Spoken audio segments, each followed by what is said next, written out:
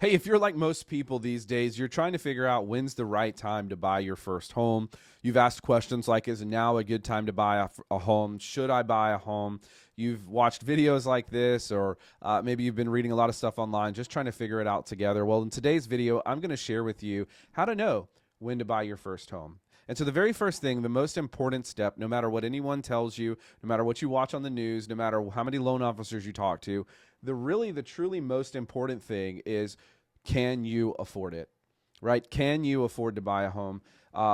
Ultimately, you're the one that has to make the payment every month. You're the one that has to make the payment every month for a long time. And so whether or not you can afford it is going to be the biggest deciding factor in when you should buy a first home. And so we would call that financial readiness. And so, have you saved for things like a down payment and closing costs? Now, remember, not all loan programs require you to have a large down payment. Some don't even require you to have a down payment, like USDA or VA.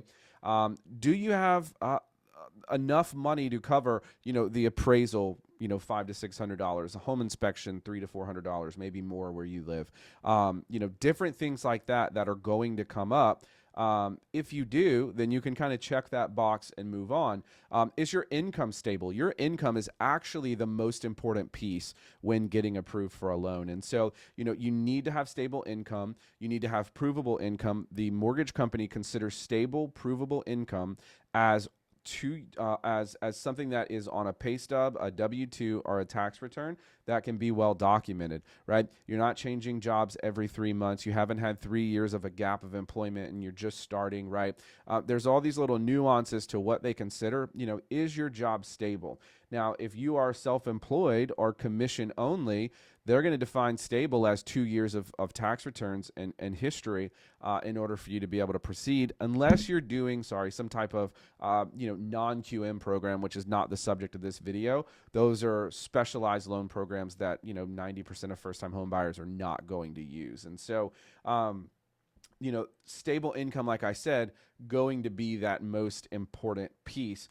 You don't have to be on the same job for 2 years unless you're self-employed, unless you're commission only. And even then, we can average as long as you have 2 years, but you need to have that 2 years worth of work history, and you need to not have a bunch of gaps in your employment. Typically, loan programs are okay with you having up to 2 to 3 jobs over the last 24 months, as long as everything looks good. Hey, it's Channing. Do you enjoy my videos? I'd love to work with you.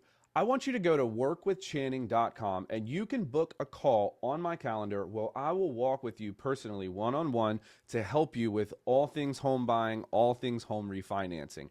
If you're in the market or you just have questions, you're not sure where to start, go to workwithchanning.com. It'll put you on my calendar and we can have a great conversation and get you on the right path to purchasing or refinancing your next home. Thanks so much. And then finally, what's going on with your credit score? You need to understand where your credit score is and what that means for you in order to purchase a home, right? You may have watched videos of mine or other people where they talk about the different requirements for the loan programs.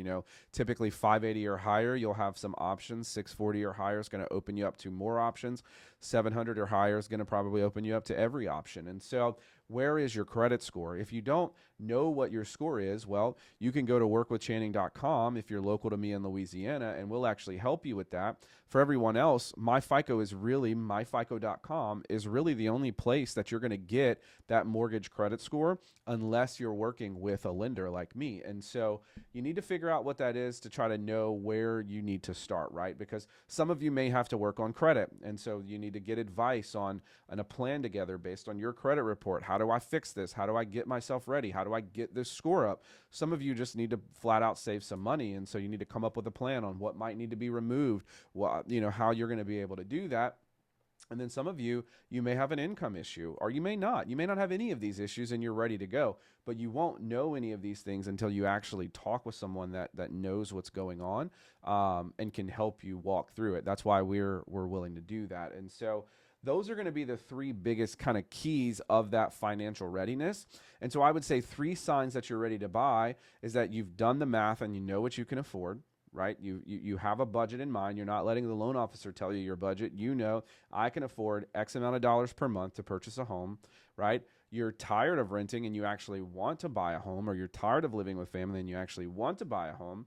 And, and you're emotionally prepared. If those three things are true about you, then you're good to go, and you should probably at least get into the beginning phases of starting the process. Now, the way that you do this, the way that you answer these three questions is you get a pre-approval, right? When you work with a mortgage lender, that's what they're going to do for you. They're going to assess these three things, tell you what you qualify for, tell you what monthly payment you qualify for, and see how that meets or fits rather within your monthly budget, at least if they're a good one. And so that would be three signs that you're ready to buy.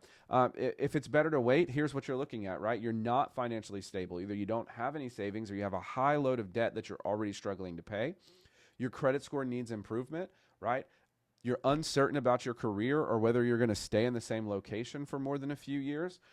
Those would be signs that maybe you're not ready to buy. Again, just saying that credit scores can be fixed and people can help you with that. I don't recommend credit repair companies for most people.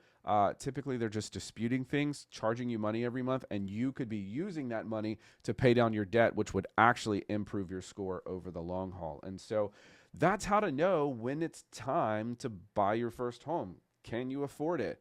Are you prepared? Are you ready? And if you're not, but you have the desire to be, then you definitely want to connect with somebody like us or a local lender that can help you get yourself in that position. So hope this video was helpful. I'll catch you on the next one. Hey, thanks so much for checking out this video. Definitely make sure you subscribe, comment, do all the stuff. It really helps us and it'll help you.